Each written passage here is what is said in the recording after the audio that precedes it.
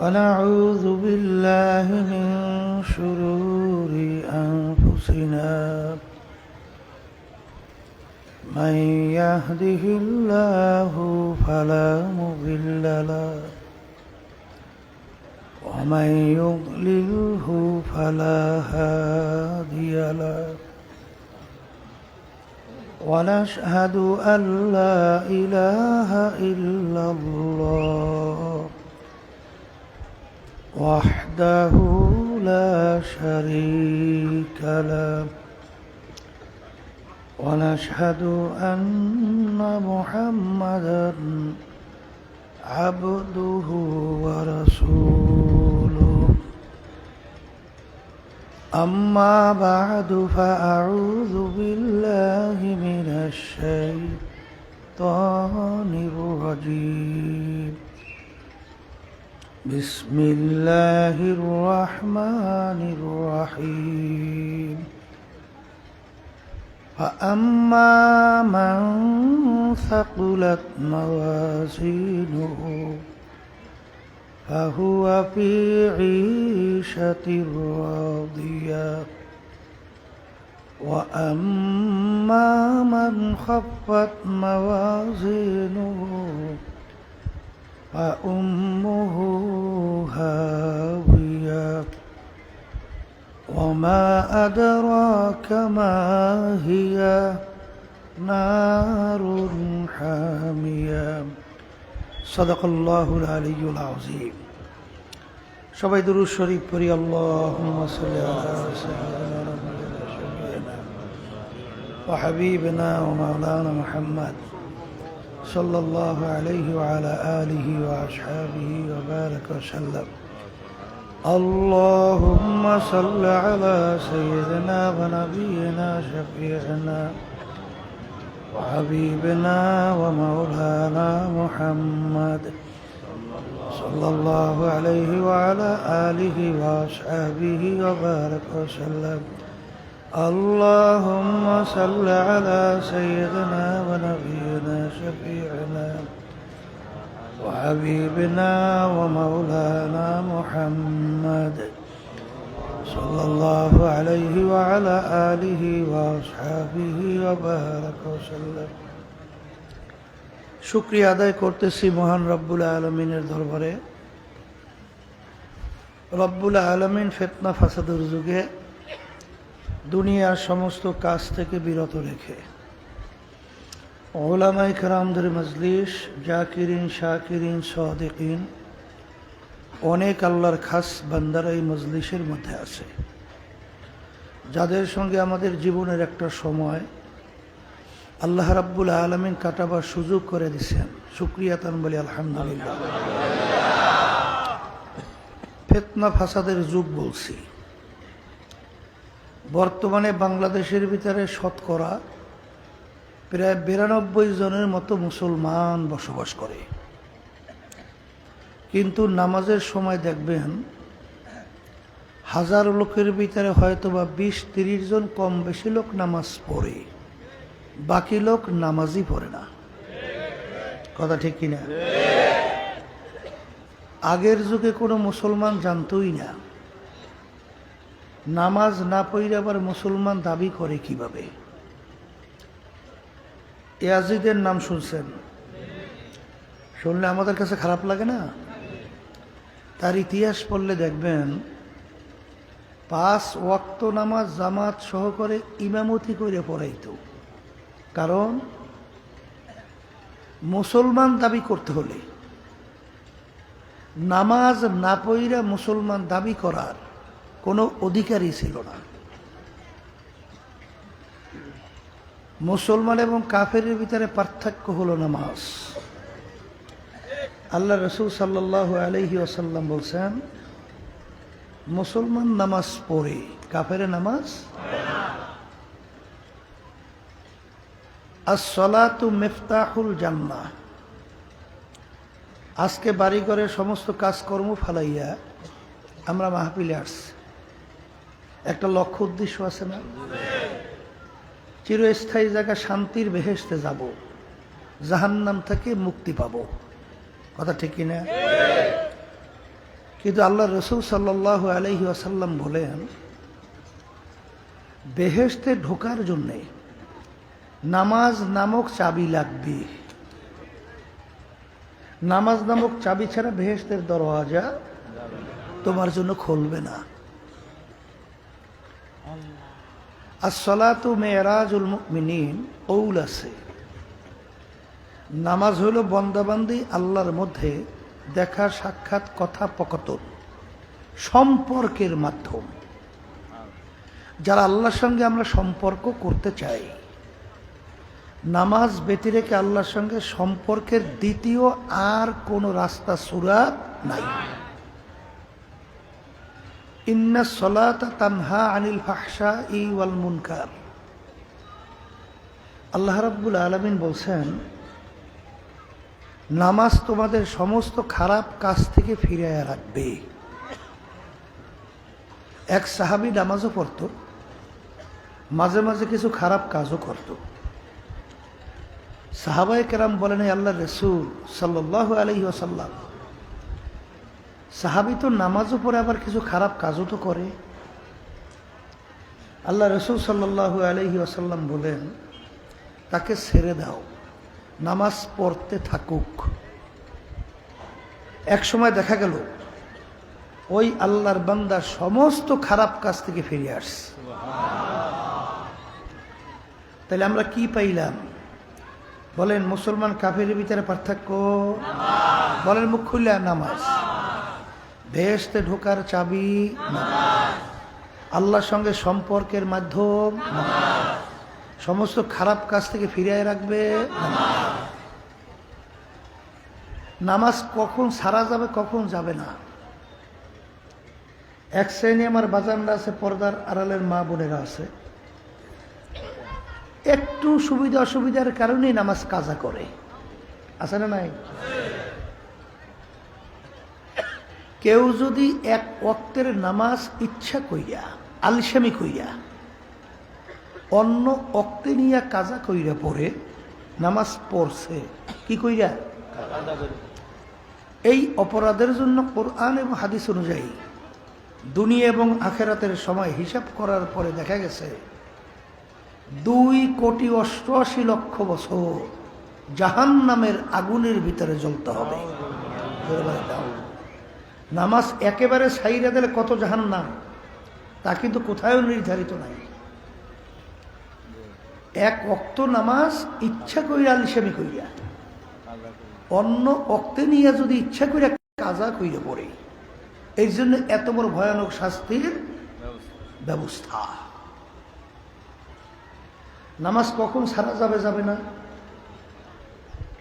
মা বোনের সন্তান খালাস হইতেছে, বেশিরভাগ ভিতরে কম ভাগ বাহিরে, ওই অবস্থায় যদি নামাজের রক্ত চলে যাওয়া শুরু করে, ইশারার মাধ্যমে হোক যে প্রক্রিয়া হোক, ওই একটা নামাজ ওই সময় আদায় করতে হয়। কত বড় ভয়াবহ।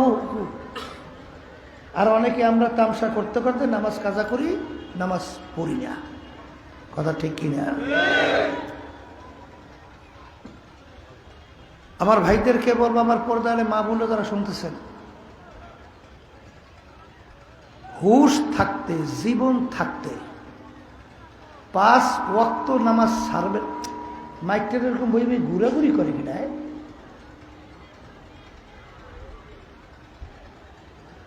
হুশ থাকতে, জীবন থাকতে 5 ওয়াক্ত নামাজ ছাড়ব না, এরকম নিয়ত কে কে করতে পারেন? হাত উঠান। আল্লাহ। সবাই উঠেছে না? 2-1 বাদ আছে, পাশে তাকাই দেখেন তো, দেখেন দেখেন দেখেন। আলহামদুলিল্লাহ। সবাই বলেন আল্লাহুম্মা আমিন। আল্লাহ আপনি আমাদের ওয়াদা কবুল করেন। এখন হাত তো উঠাইলাম, ওয়াদা তো করলাম, কিন্তু এক শ্রেণীর যুবক, অল্প বয়স, কথা বলে, আমার যুবক বাজানরা, তোমাদের কাছে একটা প্রশ্ন করি, তুমি যে বুড়া হবা এরকম গ্যারান্টি, এরকম সার্টিফিকেট কার কার কাছে আছে? হ্যাঁ যুবক, কথা বলো। নাই নাই নাই নাই। তোমার অল্প বয়সের 2-1 জন যুবক দুনিয়া থেকে বিদায় নিয়ে কবরে যায় নাই? হ্যাঁ যুবক, যায় নাই? তাহলে তুমি বুড়া হবা, বয়স হয়ে গেছে, এখনো ঠিক মতো আল্লাহর হুকুম নবীর তরিকা অনুযায়ী চলে না, এখনো ঠিক মতো 5 ওয়াক্ত নামাজ পড়ে না, আছে না নাই? কারণ কি? হয়তোবা মনে মনে বলে 100 বছর বয়স তো মানুষ পায়, তা আমার সবে মাত্র 60, এখনো তো বাকি ফেরে 40। কথা বলেন না কেন? আছে না নাই? এদেরকে আল্লাহ রাব্বুল আলামিন স্মরণ করায় দেখো, আরো বাঁচবো, আরো অমুক টমুক সমুক অনেক কিছু করব। আল্লাহ বলতেছেন আরোর কোনোদিন শেষ নাই। আরোর কি নাই? আবার বলেন, আবার বলেন, আরোর কি নাই?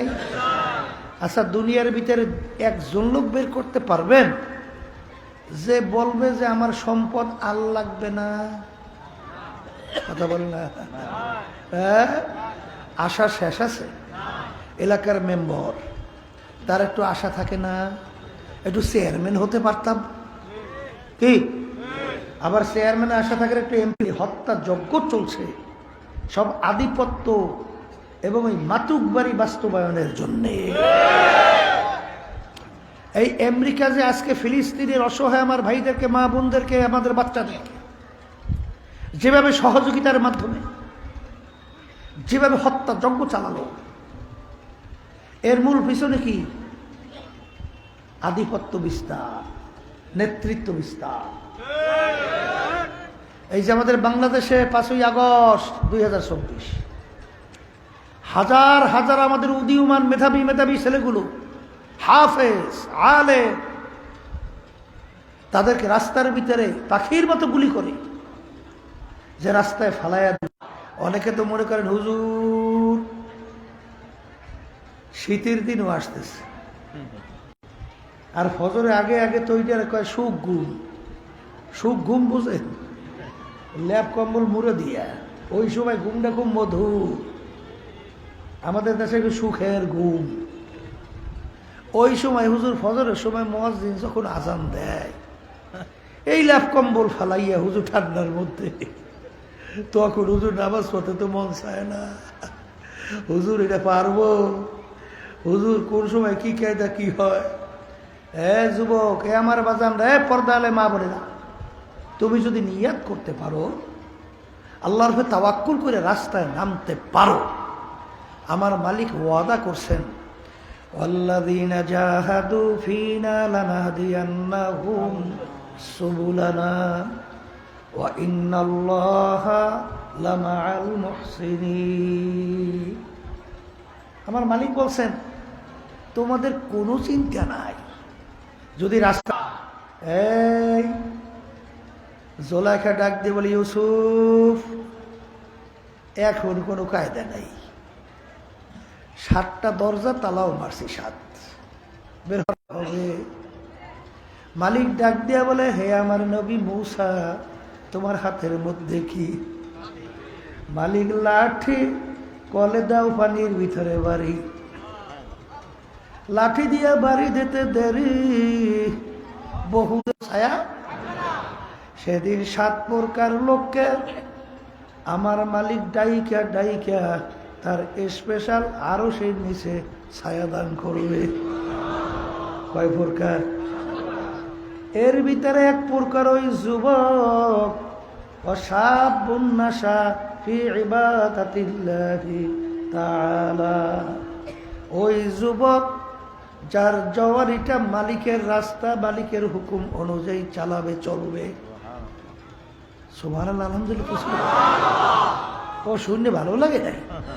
হ্যাঁ, আর মুখ বন্ধ করে থাকলে আমল নামায় নাকি জমা হয়? আসতে বল, তাহলে সুবহানাল্লাহ, আলহামদুলিল্লাহ, আল্লাহু আকবার বলা লাগে না? নাকি জমা হয় কি? কি যুবক, কয় প্রকার? কয় প্রকার? ওই যুবক যে তার জওয়ানিটা আল্লাহর রাস্তায় কাটাবে, সেই যুবককে আমার মালিক ডাইকা তার স্পেশাল আরো সে ছায়াদান করবে। কথা ঠিক কিনা? এই যুবক, তুমি যদি এই যুবক বয়সে আল্লাহর হুকুম নবীর তরিকা অনুযায়ী চলতে পারো, তোমার মর্যাদা, তোমার দরওয়াজা আমার মালিক এত বাড়ায়া দেবে, তোমাদের মর্যাদা নিয়ে নবীদের মর্যাদায় পৌঁছাইয়া দিবে। কোথায় পৌঁছাবে? কোথায় পৌঁছাবে?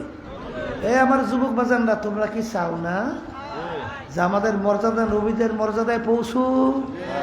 কোন কোন যুবক চাও? একটু হাত উঠে হতো দেখি। মাশাআল্লাহ, আল্লাহ আপনি কবুল করে নেয়। আলহামদুলিল্লাহ, আলহামদুলিল্লাহ, আল্লাহ আপনি কবুল করে নেয়। শোনেন, নিয়ত তো করছেন, এখন দোয়া করা লাগবে না? তাআত তৌফিক তাআত হামজাতুহু, তাআত তৌফিক তাআত হামজাতুহু, ইয়ামানাত ওয়া ইজাবাত হামজাতুহু। ছোট মায়ের কোলে দুধ পানকারী বাচ্চা, এক পা দুই পা হাঁটে, ও মাকে জোর করে টাইরে দুধ খাওয়ার শক্তি বাচ্চারা আছে? জোরে বলেন, আছে? আছে আছে নাই তো। বাচ্চাকে রাইখা মা বিভিন্ন কাজের ভিতরে লিপ্ত হয়, বাচ্চা জোর করে মাকে টাইনা আনবে, সেই শক্তি কিন্তু বাচ্চার নাই। কিন্তু বাচ্চার যখন দুধের পিপাসা হয়, মাকে যখন কাছে প্রয়োজন হয়, ওর এমন একটা হাতিয়ার অস্ত্র, ওয়া ওয়া কইরা যখন কান্না শুরু করে, মায়ের কাজ হাতে থাকে না, ঠাস কইরা পইরা যায়। মা বাচ্চার কান্না সহ্য করতে না পাইরা পাগলের মতো দৌড় দেয়, যাইয়ে দেখে বাচ্চার তামাম গায়ে পায়খানা পুরসাবে ভরা। মা রাগ কইরা বাচ্চাকে আগুনেও ফালায় না, পানিতেও ফালায় না, দোয়াইয়া পোষাইয়া আদর করে চুমা দেয়, কোলে না। ফ্যান চালো নাকি? ফ্যানগুলো বন্ধ করে জানতো। তাই যেই কথা বলতে চাইছিলাম, এ আল্লাহর বান্দারা, এই আপনার আমার শক্তির বলে আল্লাহ পর্যন্ত পৌঁছা যায়? কথা বলে না? এই শক্তি কারো আছে? ইমাম গাজ্জালী রহমাতুল্লাহি আলাইহি লেখেন, আল্লাহ বান্দা বান্দির ভিতরে ৭০,০০০ নূরের পর্দা, এক এক পর্দা পার হইতে ৫০০ বছরের সময়। কয় পর্দা পার হইবে? কিন্তু আল্লাহ রাব্বুল আলামিন যেই বান্দা বান্দির উপরে রহমতের নজর আসে, রহমতের মুহূর্তের ভিতরে ৭০,০০০ নূরের পর্দা পার হইয়া আমার মালিকের সঙ্গে সাক্ষাৎ হইয়া যায়। এটা কি আমার মালিকের দয়া মায়া ছাড়া সম্ভব? কোনদিন সম্ভব? এর জন্য আমরা তো আমাদের সাধ্য অনুযায়ী চেষ্টা করব, কিন্তু টান দিয়া তার কুদরতে কোনো জায়গা দেয় কিনা? হ্যাঁ, জোরে বলেন। মান আতানি ইয়ামশি আতাইতুহু হারওয়ালা। বন্দাবান্দি মালিককে পাওয়ার জন্য হাঁটে, আর মালিকের রহমত দৌড় দেয়। দৌড় দিয়ে যায় মালিকের কুদরতি রহমতি কোলের ভিতরে বান্দাবান্দিকে জায়গা দেয়। কথা ঠিক না বে? ঠিক। তাই এই জন্য চেষ্টা করতে রাজি আছি। আসতে বললে তো মনে হয় যে তাসির হয় না। রাজি আছি। ৭ প্রকার লোককে আমার মালিক ডাইকা তার স্পেশাল আরো সে ছায়াদান করবে। এর ভিতরে ওই জাকিরিন,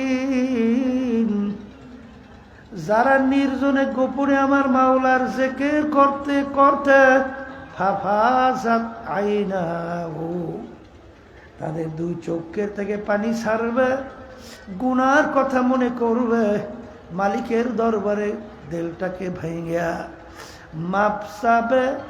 ওই জাকিরিনকে আমার মালিকটাইকে তার আলো সে স্পেশাল ছায়াদান করবে।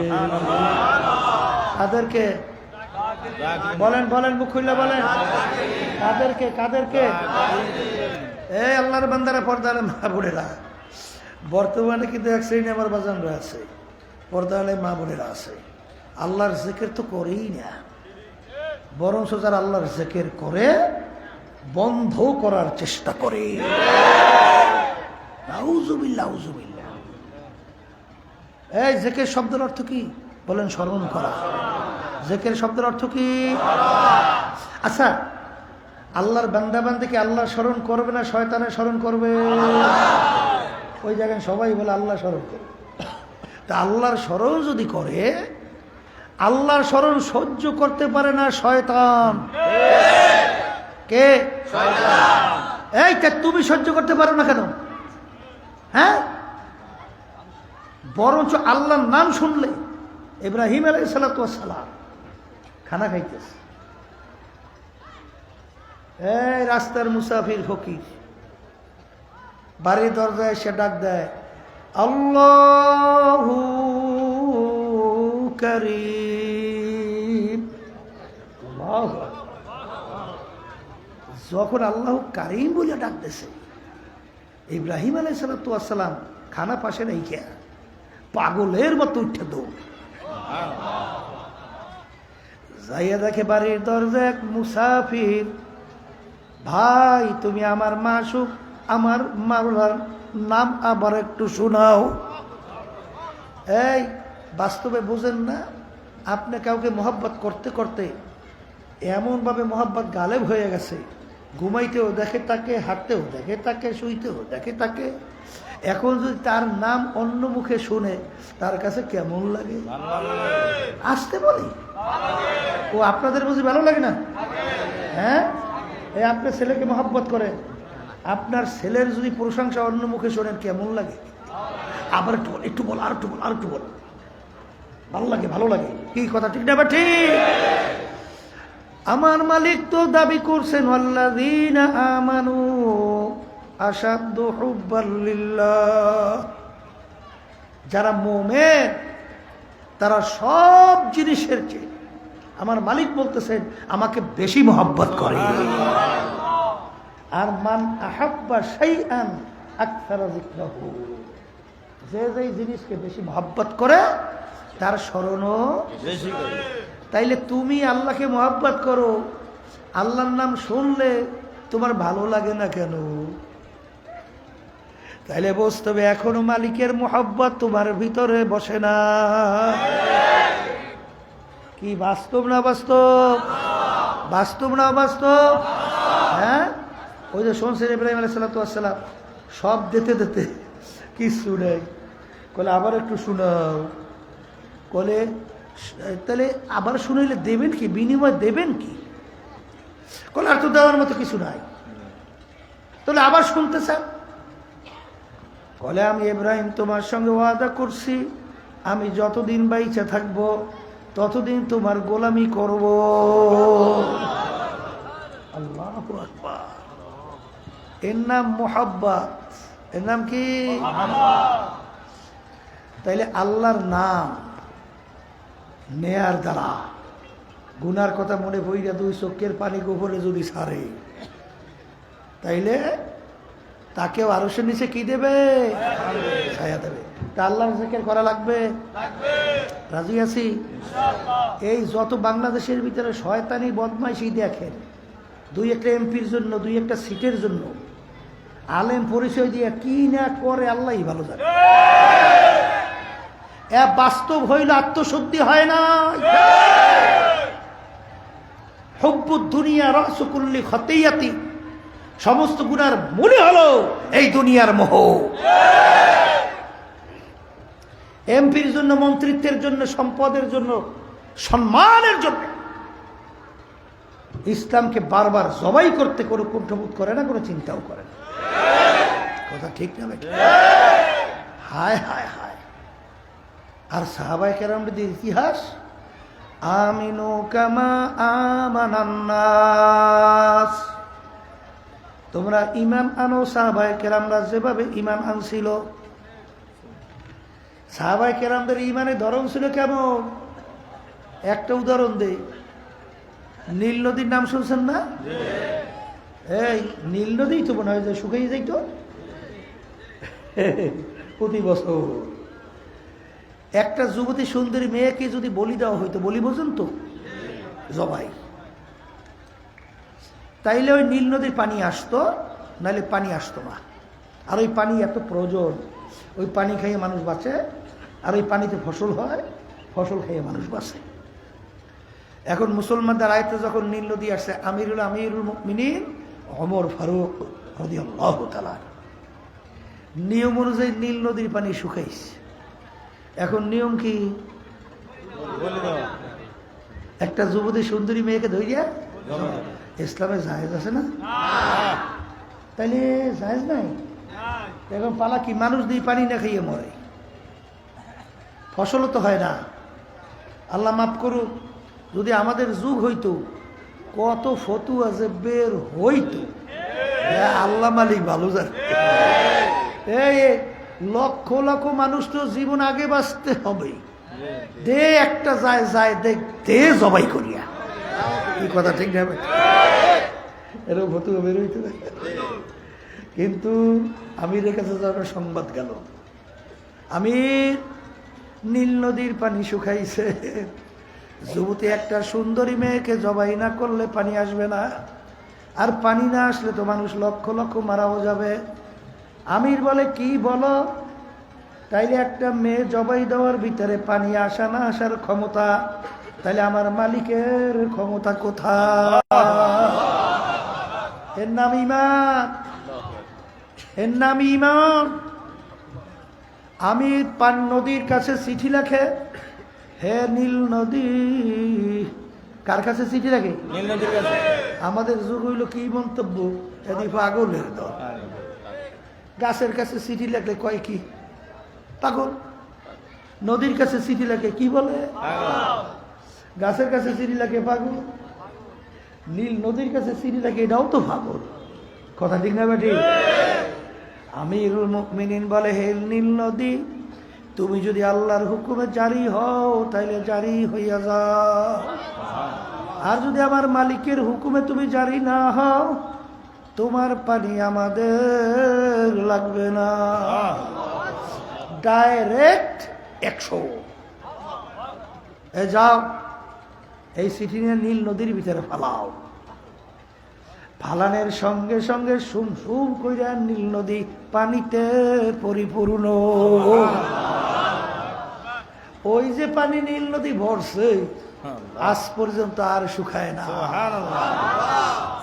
এর নাম হইল ঈমান। আফসোস, আজকে বাংলাদেশে শতকরা প্রায় 92 জনের মতো মুসলমান বসবাস করে, 100-র মধ্যে 92 জন। এই দেশের ভিতরে আলেম ওলামা তোলাবার অভাব আছে? বাংলাদেশের রাজধানী ঢাকাকে বলা হয় মসজিদের নগরী।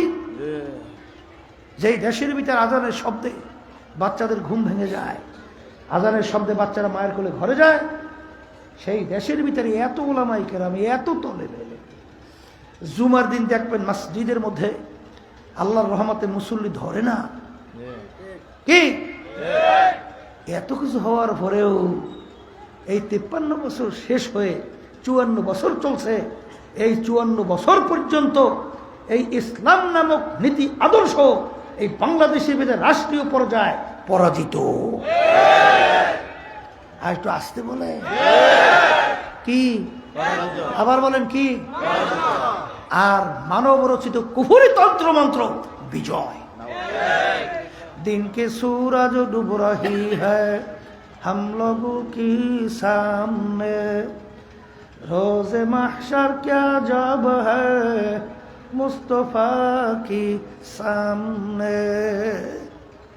এ কবরের যাত্রীরা, ওইসব উফদি মুফদি থো, পীরগিরি বাদ দেন, মুফতিগিরি বাদ দেন, মুহাদ্দিসগিরি বাদ দেন, শাইখুল হাদিসগিরি বাদ দেন, এমপি মিনিস্টারগিরি বাদ দেন, সৈয়দ বাদ দেন।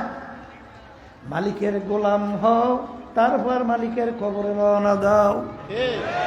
কথা বলে না? কি হওয়া লাগবে? আরে গোলাম হও। ওসব লকব বাবু বুদ্ধি বাদ দাও মিয়া। প্রেসিডেন্ট যখন দুনিয়াতে আসছে, ল্যাংটা না কাপড় চোপড় নিয়ে আসছে? রাস্তার ফকির ল্যাংটা না? আচ্ছা, ভাগ্যের বিনিময় প্রেসিডেন্ট রাস্তার ফকির। আবার যখন কবরে রওনা করবে, প্রেসিডেন্টকে কাপড় কয়টা দিয়ে পেঁচ দেয়? আর রাস্তার ফকির কবর যখন খুঁজবে এক না ভিন্ন? কবরে যখন প্রশ্ন হবে তিনটা না 4-5টা 10টা?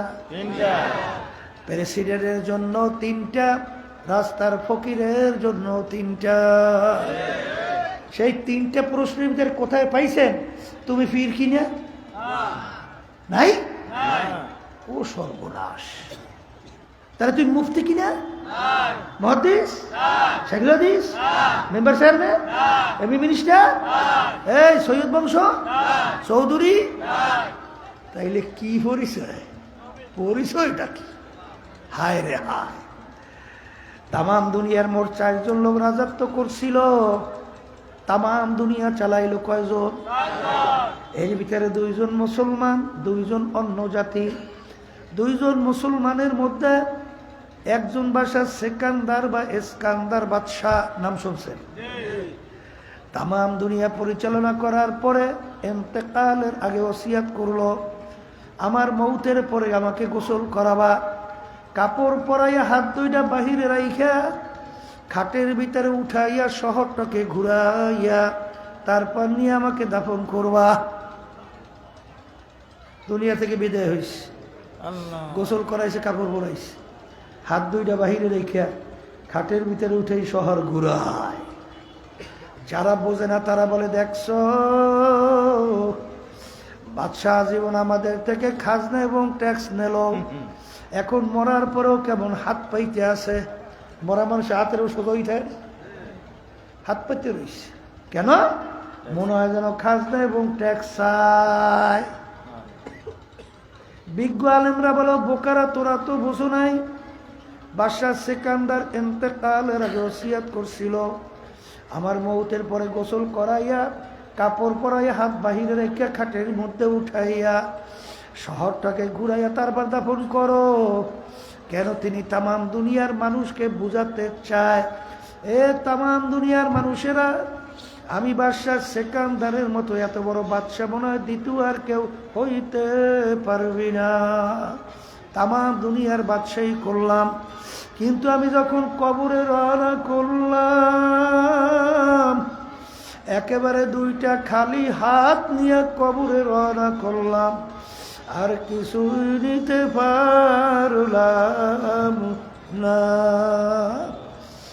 আমার বড়লোক বাজানদেরকে বলবো, পর্দালে মা বোনরা তারা শুনতেছে, আজকে এই দুনিয়ার সম্পদের জন্যে, সম্মানের জন্যে যারা ধরাকে সরাগান মনে করেন না, ঘুষকে ঘুষ মনে করেন না, সুদকে সুদ মনে করেন না, চাঁদাবাজিতে লিপ্ত, এই স্টেশন দখলে লিপ্ত, ঘাট দখলে লিপ্ত, এই দেশে টাকা পাচার করায় লিপ্ত, মানুষ মারণে খুন করণে লিপ্ত, এ খবিসের দল, এই টাকা লই কি কবরে জাপ দিবি? আসতে কয় পারবে? কিছুদিন আগে যমুনা গ্রুপের মালিক, বাংলাদেশের মতো কয়েকজন ধনীর ভিতরে একজন, যমুনা গ্রুপ শোনেন নাই? করোনা ভাইরাসের সময় আক্রান্ত হওয়ার পরে যখন শ্বাস টানতে ছাড়তে কষ্ট হয়, তখন ডাক্তারকে ডাক দিয়া বলে, ডাক্তার তুমি যদি আমার শ্বাস টানা ছাড়ার ব্যবস্থা করতে পারো, কলম কাগজ নিয়ে আসো, আমার সমস্ত সম্পদ তোমাকে লেখা দেব। কই আর তো শ্বাস টানা ছাড়ার ব্যবস্থা করতে পারে নাই। এ কবরের যাত্রীরা, দুনিয়া সম্পর্কে চিন্তা করো, কবরে রওনা করো। হাকিকত সে তো দুনিয়া বে খবর হ্যায়, দুনিয়া কি নুমাইশ পর নজর হ্যায়। হে বড় লোক আমার বাবারা, হে ধনী আমার বাবারা, হে পর্দার আড়ালের মা বোনেরা, বাজান গেছিলাম ফরিদপুরে, একজন আমাকে বলতেছে, হুজুর একটা বড় ধনী মানুষ মারা যাওয়ার পরে যত অন্ধকার হয়ে আসতেছে, ঘরের ভিতর থেকে ডাক দিয়া বলে, রাত্রে ঘরে মরা লাশ তার রাখা যাবে না, কারণ ছোট ছোট বাচ্চারা মরা লাশ দেখলে ভয় পাইবে। বাজার মসজিদের ভিতর থেকে খাট বের কইরা খাটের ভিতরে উঠাইয়া সারা রাত্র নিয়ে তার লাশ নিয়ে মসজিদের বারান্দায় ফেলাইয়া রাখছে। ওর কষ্টের কামাই করা টাকার বাড়ি তাকে জায়গা দেয় না। এই আল্লাহর বান্দারা, কবরের যাত্রীরা, বাংলাদেশের মধ্যে এক বড় ধনী ব্যাংকার বাজান, এই তো খুব মিডিয়ার ভিতরে এটা খুব প্রচারিত হয়েছিল। বাজান মারা যাওয়ার পরে ওর লাশ নিয়ে গাড়ির গ্যারেজের ভিতরে ফেলায় রাখলো। দুই ছেলে বাপের জানাজা এবং দাফন কাফনের ব্যবস্থা না কইর, আর ওরা বাপের রাইখে দেওয়া সম্পদ নিয়ে মারামারি কাটাকাটি ঝগড়া শুরু করলো। আখার ওদিকে বাপের লাশ ফুইলা উঠে বুকরম এলাকার লোকজন চাঁদা দইরা তারপর দাফন কাফনের ব্যবস্থা করলো। কার জন্য সম্পদ রাইখা যাও, যদি আবার মালিকের সামনে যাইয়া তার পুঁজি নেকের যদি বাড়াইতে না পারো, আর যদি মালিকের সামনে ঈমান এবং নেক আমল নিয়ে যদি উপস্থিত না হইতে পারো, তাইলে দুনিয়াতেও অশান্তি, আখেরাতেও অশান্তি। এই জন্য আমার ভাইদেরকে বলবো, পর্দা আলে মা বোনদেরকে বলবো, আমি আপনাদের সামনে প্রথম আয়াত শরীফ তেলাওয়াত করছিলাম। আমার মালিক বলেন, আমি মানুষের হারে জিনদের আমল নামা নেকের দাড়ি পাল্লায় দিয়ে ওজন দেব। যাদের নেকের পাল্লা ভারী তাদের জন্য আমি এমন মেহমানখানা বানায় রাখলাম, যেই মেহমানখানার নাম হলো বেহেশত। আল্লাহ আপনি আমার জন্য, আমাদের সবার জন্য কবুল করে নেন। আমার মালিক বলেন, দাড়ি পাল্লাই দিয়া আমল ওজন দেওয়ার পরে যাদের নেকের পাল্লা হালকা, গুনার পাল্লা ভারী, ওদের জন্য আমি এমন শাস্তির জায়গা বানায় রাখলাম, যেই শাস্তির জায়গার নাম হলো জাহান্নাম। আল্লাহ আপনি আমাকে, আমাদের সবাইকে জাহান্নাম থেকে মুক্তি দান করেন। এ আল্লাহর বান্দারা, পর্দা নাই মা বোনেরা, মুসলমান বলতেই কিন্তু মন চায় নেকের পাল্লা ভারী করবে, গুনার পাল্লা হালকা নিয়ে কবরে যাবে। কিন্তু শয়তান এবং নফস, মানুষ শয়তান এবং নফস আম্মারা তোমার আমার পিছনে নেকের কাছে বাধা দেয়। দুনিয়ার ভিতরে তোমাকে আমাকে এমনভাবে উপস্থাপন করে, ওদিকে তোমার আমার দিল মন ঝুঁকে যায়। এর থেকে বাঁচার জন্যে আমার মালিক তোমাকে আমাকে হুকুম করছেন, ওয়াকুনু মা'আস সাদিকিন, তোমরা সাদিকিন বান্দাদের সঙ্গী হও। সোহবতে সালেহ তোরা সালেহ কুনাদ, সোহবতে তালেহ তোরা তালেহ কুনাদ। এক জামানা সোহবতে বা আউলিয়া बेहतर सद साल ताअत बेरिया गले खुशबू इधर हम्माम रोज़े रसीद दस्त महबूब बदस्ता। एक কবরের যাত্রীরা সৎসঙ্গে স্বর্গবাস, অসৎ সঙ্গে সর্বনাশ। জোরে বলেন কথা ঠিক কিনা? একটা লোক যদি নামাজির সঙ্গে চলাফেরা করে, অল্প দিনের ব্যবধানে লোকটা নামাজি হইয়া যায়। জাকিরিনের সঙ্গে চললে জাকিরিন হইয়া যায়। আর একজন মিথ্যুকের সঙ্গে যদি কেউ চলে, মিথ্যুক হইয়া যায়। নেশাখোরের সঙ্গে চললে নেশাখোর হয়। এই জন্য আমার বাজানদেরকে বলবো, বাজার চোখের পানি নিয়া আহারের দেলটাকে ভাইয়া, তারপর না আমল বাড়াইয়া আর ইমানকে মজবুত করে মালিকের দরবারে হাজিরা দেওয়া লাগবে। গুনার পর গুনাহ করতেছি, কই জাহান্নামের কথা মনে কইরা, মালিকের আযাব ও গজবের কথা মনে কইরা, কই তোমার তো একটু চোখেও পানি আসে না। এ কবরের যাত্রীরা, আল্লাহর হাবিব বলেন, মান বাকা মিন খশিয়াতিল্লাহ হারামাল্লাহু তিলকাল আইনা আলান নার। যেই চোখ আমার মাওলার ভয় কাঁদে, জাহান্নামের আগুন তার জন্য হারাম। এই জন্য আমার বাজানদেরকে বলবা, পর্দা নেই মা বোনরা যারা শুনতেছেন, আল্লাহর ওলিদের ইতিহাস পড়িয়া দেখেন, সাহাবায়ে কেরামদের ইতিহাস পড়িয়া দেখেন। তারা কাঁদতে কাঁদতে তারপর আমার মালিকের কবরে চলে গেল। তোমার আমার চোখে পানি নাই, যেই মামলার তদবির নাই তার কিন্তু খালাস নাই। এই জন্য আমার বাজালদেরকে বলবো, পর্দা আলে মা বোনদেরকে বলবো, এই আল্লাহর বান্দার আমার মালিক যখন মাহফিলে নিয়ে আসছে, আমার মালিক বড় দয়ার মালিক, আমার মালিক বড় মায়ার মালিক। তোমার যদি পাহাড় পরিমাণ গুনাহ হইয়া থাকে, তুমি যদি 2 হাত মালিকের দরবারে উঠাইয়া 2 চোখের পানি ছাইরা দিলটাকে ভাইয়া করুণ সুরে যদি তুমি ডাক দিতে পারো, এ আমার দয়ার মালিক, নাফরমান তোমার দরবারে হাজির। ডাক দিতে দেরি, আমার মালিক তোমাকে আমাকে মাফ করতে দেরি করবে না। এই জন্য আমার আব্বাজান প্রায় বলতেন, যেই মামলার তদবির নাই তার কিন্তু খালাস নাই। এ আল্লাহর বান্দারা, পর্দা আলে মা বোনেরা, আমি আপনাদের জন্য দোয়া করি, আমিও দোয়া চাই, মালিক যেন আমাদেরকে ঈমানকে নির্ভেজাল মজবুত করে, আর নেক আমলের পাল্লা যেন ভারী হয়, তারপরে যেন দুনিয়ার থেকে বিদায় নিয়ে কবরে যাইতে পারি।